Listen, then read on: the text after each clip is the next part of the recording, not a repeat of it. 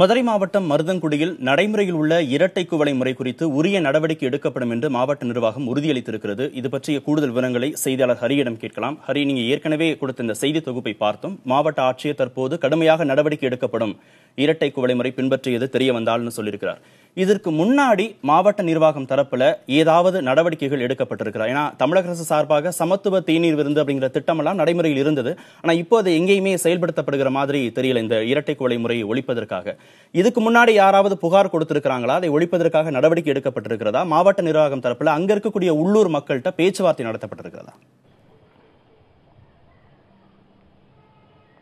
நிச்சயமா கார்த்திகேயன், அதாவது மதுரை மாவட்ட நிர்வாகம் மட்டுமல்லாது மதுரை காவல்துறை சார்பாக, மதுரை மாவட்ட காவல்துறை சார்பாக எவிடன்ஸ் அமைப்போட கதிர் கொடுத்த அந்த அறிக்கையின் ஆய்வறிக்கையின் அடிப்படையில் 2012ஆம் ஆண்டு ஒரு தகவல் வெளியிட்டாங்க. அந்த தகவலில் அந்த தேநீர் கடைகளில், கிராமப்புறங்களில் உள்ள தேநீர் கடைகளில் இரட்டை குவளை முறை கடைபிடித்தால் 1989ஆம் ஆண்டு நடைமுறை இந்த வன்கொடுமை தடுப்பு சட்டத்தின் கீழ் கடுமையான நடவடிக்கை எடுக்கப்படும். ஆகவே இந்த பட்டியல் சாதியினர் மற்றும் தாழ்த்தப்பட்டோர் என்று பிரித்து தேநீர் கடைகளில் பாகுபாடு பார்க்காமல் நீங்கள் தேநீர் வழங்க வேண்டும் என்று ஒரு உத்தரவை, எச்சரிக்கை நோட்டீஸாக வழங்கியிருந்தார்கள்.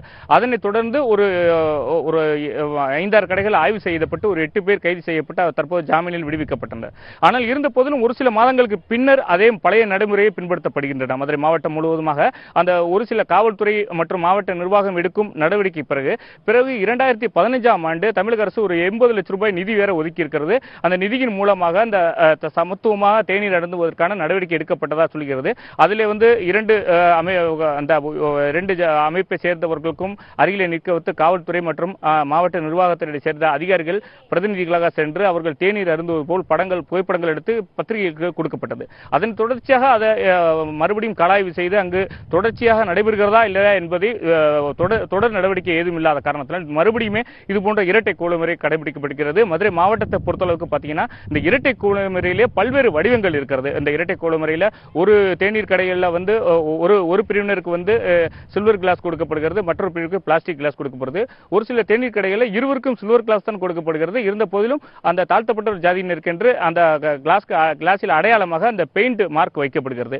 அப்புறம் ஒரு சில கடைகளில் கூளைகளை தேநீர் வாங்குவதற்கு கூளைகள் வீட்டிலிருந்து எடுத்து வர வேண்டும். இது போன்ற ஒரு பல்வேறு நடவடிக்கைகள் இருக்கிறது. அதே போன்று அந்த தேநீர் கடைகளில் உயர் ஜாதியினர் தேநீர் என்பதற்கு 3 அடி உயரத்தில் ஒரு சிமெண்ட் திண்ணை அமைக்கப்படுகிறது. அதே மாதிரி தாழ்த்தப்பட்ட சாதியினருக்கு ஒரு 1.5 அடி 1 அடி அளவில் அமைக்கப்பட்டிருக்கிறது. சில இடங்களில் அதுவும் இல்லாத ஒரு சூழ்நிலை. அருகில் உள்ள இடங்களிலே அவர் மறைவாக அந்த மரத்தடிகளிலே உட்கார்ந்துதான் தேநீரை வாங்கி வர வேண்டும் என்ற இருக்கிறது. ஒரு சில கடைகளில் தாழ்த்தப்பட்டோர் டீ குடிக்க சென்றால் அந்த தேநீரை அருந்திய பின்பாக அந்த கிளாஸ்களை அவர்களை கழுவி வைக்க வேண்டும் என்று சொல்லப்படுகிறது. அந்த ஆய்வறிக்கையில் பல இடங்கள் இதுபோன்ற நிலைதான் தொடர்ந்து நீடித்து வருகிறது என்று தெரிவித்திருக்காங்க. தற்போது நமது செய்தி தொகுப்பு வெளியிட்டதற்கு பின்னதாக மதுரை மாவட்ட ஆட்சியர் தொலைபேசி வாயிலாக இது குறித்து ஆய்வு செய்யப்பட்டு விரைவிலே உரிய நடவடிக்கை எடுக்கப்படும், கடுமையான நடவடிக்கை எடுக்கப்படும் தெரிவித்தார். சற்று முன்னதாக மதுரை மாவட்ட காவல்துறை கண்காணிப்பாளர் விஜயேந்திர பிதாரி அவர்கள் ஒரு குழு அமைத்திருப்பதாகவும் அந்த காவல்துறை குழுவினர் விரைவில் விசாரணை செய்து அறிக்கையை என்னிடம் சமர்ப்பிப்பார்கள். அதன் அடிப்படையில் உரிய நடவடிக்கை எடுக்கப்படும், அதில் உண்மை இருக்கும் பட்சத்தில் கடுமையான நடவடிக்கை எடுக்கப்படும் என தெரிவித்திருக்காங்க. கார்த்திகேயன், குவளை முறையை ஒழிப்பதற்கு காவல்துறை கெடுபிடி காட்டுகிறது. அதே மாதிரி மாவட்ட நிர்வாகம் தரப்புல இந்த சமத்துவ தேநீர் விருந்தெல்லாம் ஏற்பாடு செய்யறாங்க. மக்களுடைய மனது எப்படி இருக்கிறது? சாதி இந்துக்கள் எல்லோருமே, இந்த ஊர்ல இருக்கக்கூடிய சாதி இந்துக்கள் எல்லோருமே தாழ்த்தப்பட்டவர்களுக்கு எதிராக ஒண்ணு செய்யறதுனால ஒரு ஒருமித்த மனப்பான்மையை உருவாக்க முடியலையா இங்க?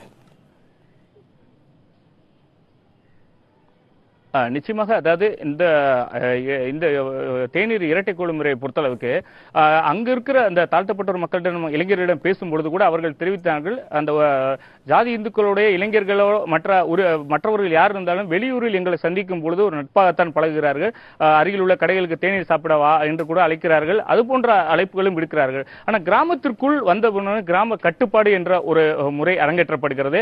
அதன் அடிப்படையில் நாங்கள் இளைஞர்கள் யாரும் அந்த தேநீர் கடைக்கு செல்ல மாட்டோம். ஏன்னா எங்களுடைய தாத்தா, தந்தை உள்ளிட்டோர் அந்த கடைகளில் போய் தேநீர் அருந்துவார்கள். அதை நாங்கள் எவ்வளவு மாற்ற முயற்சித்தும் எந்த பிரயோஜனமும் கிடையாது. நாங்கள் சென்றால் எங்களுக்கு கண்ணாடி டம்ளர் தான் தேநீர் வேணும் என்று கேட்போம். அப்போது தேவையற்ற சர்ச்சைகள் வருகிறது.